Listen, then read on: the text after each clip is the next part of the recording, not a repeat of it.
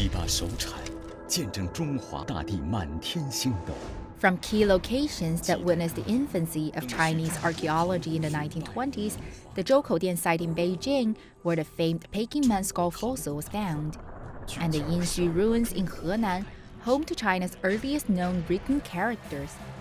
to the recent discoveries at Sanxingdui in Sichuan. The program, Chinese Archaeology Assembly, features 12 main archaeological sites in China. The program uses AI and VR technologies to reconstruct the exploration process and create an immersive experience for the audience.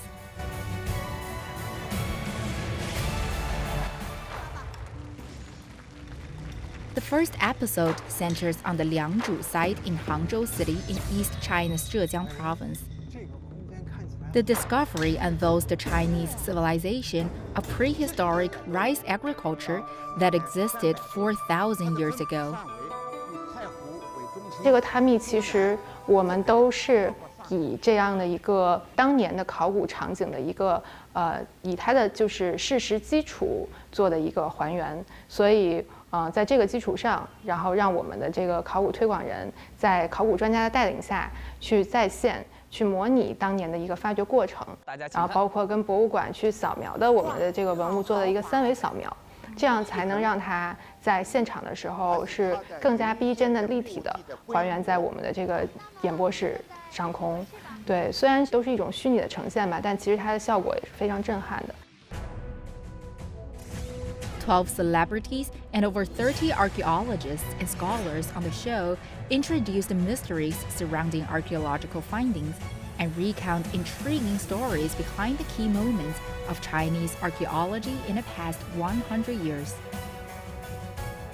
良渚的这一期，我们也是请到了3代的考古学家。那这3代考古学家，他们正好分别对应的是发掘出来玉里、发掘出来古城和发掘出来水坝的人，而这3个元素呢，也正好证明了是良渚是文明的3个重要元素。看来是对了。The program is not just an introduction to archaeological achievements, it also shows how researchers have overcome difficulties to attain such accomplishments. 这些学者都是在第一线的，你比如说良渚，王明达老先生86年发掘，所以有很多现场感，当时的感受，包括这个刘斌说当时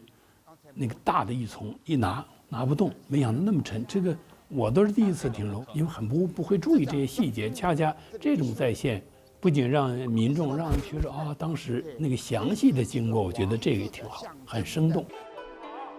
The first 2 episodes aired in late November and have garnered over 700 million views on TV and social media platforms.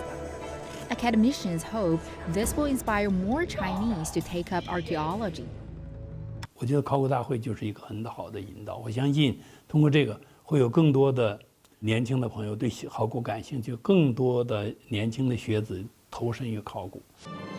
Chinese Archaeology Assembly is the latest show in recent years focusing on the country's latest discoveries,